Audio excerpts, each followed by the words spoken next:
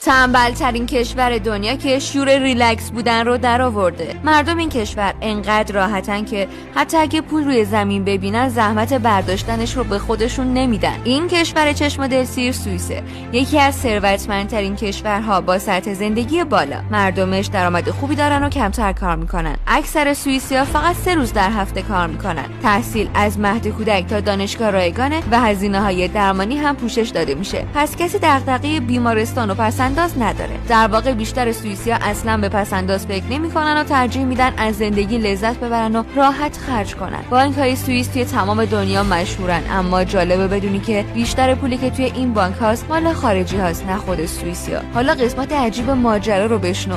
توی سوئیس اگه اقامت قانونی داشته باشی، ماهی 2000 فرانک سوئیس یعنی حدود 200 میلیون به پول ما یارانه دریافت می‌کنی، حتی اگه هیچ کاری نکنی. اما بعضیا حتی این پول رو هم به خودشون زحمت نمیدن که بگیرن. سال 2016 دولت تصمیم گرفت این پرداخت رو اجباری کنه، اما 70% مردم مخالفت کردن و گفتن اصلا نیازی به کمک دولت ندارن. حالا به نظرت این کشور ارزش زندگی کردن داره؟